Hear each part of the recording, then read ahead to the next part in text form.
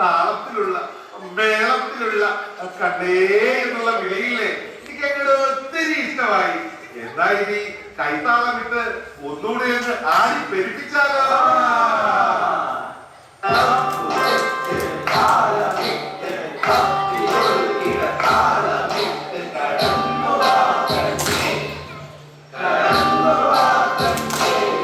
അങ്ങനെ സൂത്രധാരന്റെ അരങ്ങേറ്റം ഗംഭീരമായി. വെറും ഗംഭീരമല്ല, അതിഗംഭീരം.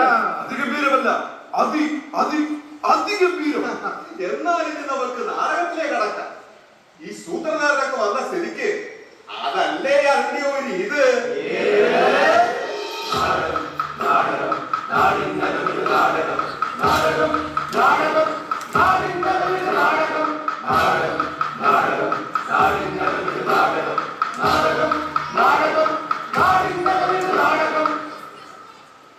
സത്യത്തിൽ നാടകം കളിച്ച് നടക്കാനുള്ള മാനസികാവസ്ഥയിലല്ല ഈ സൂത്രധാരൻ.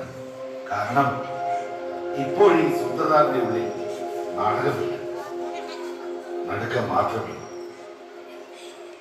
നടുക്കം മാത്രം.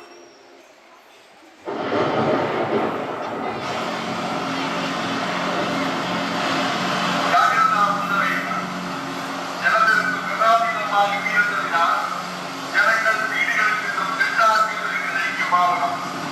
ആരും വീടുകളിൽ തന്നെ കഴിയുന്നത് പോലീസിന്റെയും സൈന്യത്തിന്റെയും കടന്ന പ്രവർത്തനങ്ങളെയും നിർദ്ദേശങ്ങൾ എത്രയും വേഗം ദൃഷ്ടാന്തങ്ങളിലേക്ക് മാറണമെന്ന് അറിയിക്കുന്നു.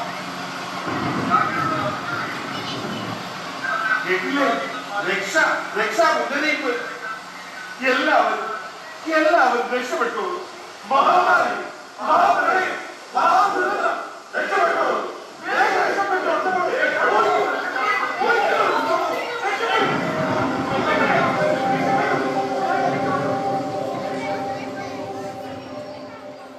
ഹലോ ഹലോ, ഞങ്ങൾ പെട്ടുകളല്ല, ഒരു വളം വീട്. ഹലോ, ഷോ കിട്ടുന്നില്ല.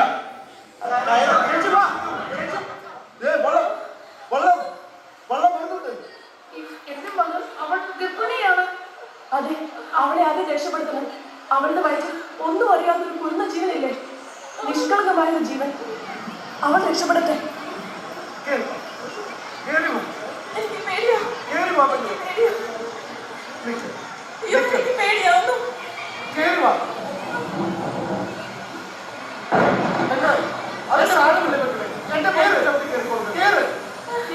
അത് കുഴപ്പമില്ല.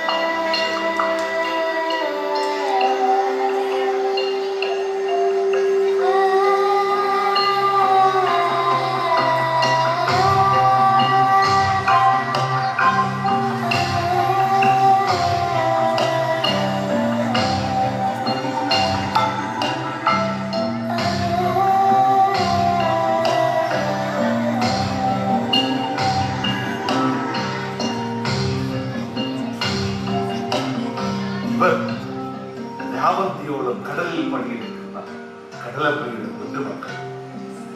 പ്രളയജലത്തിൽ താണുപോയ എന്റെ നാടിനെ കൈപിടിച്ചുയർത്തിയ നല്ല മക്കൾ. പ്രകൃതി മനുഷ്യനും പരസ്പര പൂരകങ്ങളാണെന്ന സത്യം നമ്മെ ഓർമ്മപ്പെടുത്തുവാൻ ഒരു മഹാപ്രളയം തന്നെ വേണ്ടി വന്നു. ഒന്നിനെ ഒന്നായി ദുരന്തങ്ങൾ നമ്മെ വേട്ടയാടി. പേമാരിയായി, കൊടുങ്കാറ്റായി, ഉരുൾപൊട്ടലായി ദുരന്തം നമ്മെ പിന്തുടർന്നു.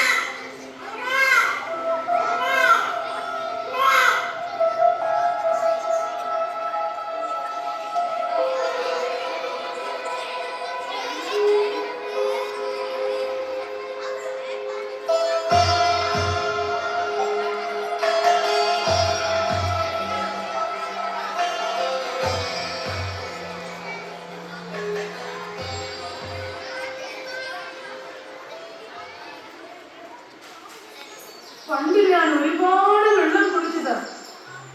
ഇന്ന് നിങ്ങൾ എന്റെ വായിൽ കോൺക്രീറ്റ് അടിച്ചു. ഞാൻ വെള്ളം ചേർത്തിരുന്ന പാടങ്ങളും പുഴകളും തടാകങ്ങളും എല്ലാം നിങ്ങൾ മണ്ണിട്ട് നശിപ്പിച്ചു. അത് നിങ്ങൾ എനിക്ക് തിരിച്ചു തരൂ. ഹേ മനുഷ്യ, നിങ്ങൾ പ്രകൃതിയുടെ ഉടമകളല്ല. നിങ്ങൾ വെറും കാവൽക്കാർ മാത്രമാണ്. വെറും കാവൽക്കാർ. ഒന്ന് ചിന്തിക്കൂ, നിങ്ങൾ വെറും കാവൽക്കാർ മാത്രമാണ്. വെറും കാവൽക്കാർ. പക്ഷിയെപ്പോൾ ഏത് മഹാഭാരിയെയും ഏത് പ്രകൃതി ശോഭത്തെയും നമ്മൾ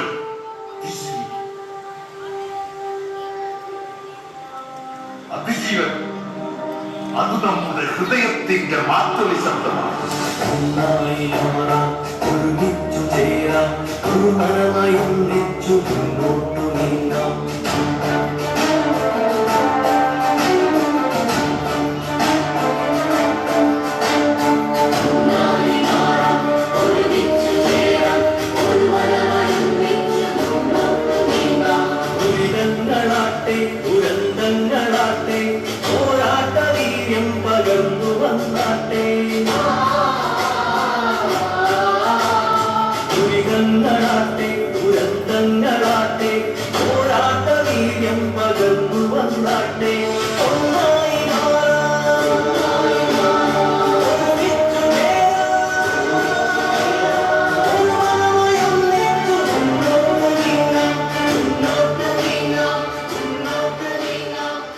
പ്രകൃതി വിഭവങ്ങളെ ചൂഷണം ചെയ്യുന്ന സ്വാർത്ഥനായ മനുഷ്യ,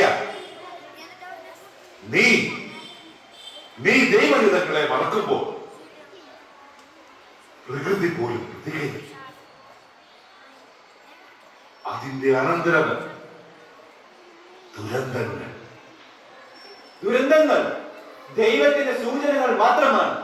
അത് തിരിച്ചറിഞ്ഞ് നന്മമാർഗം തേടിയില്ലെങ്കിൽ സർവസംഹാരമാണ് ഫലം. വറുതിയായി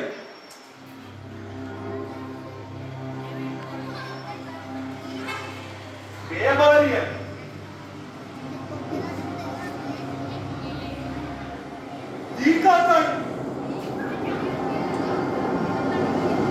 ഉരുൾപൊട്ടലായി ദൈവത്തിന്റെ പരീക്ഷണം നിന്നെ പിന്തുടരും.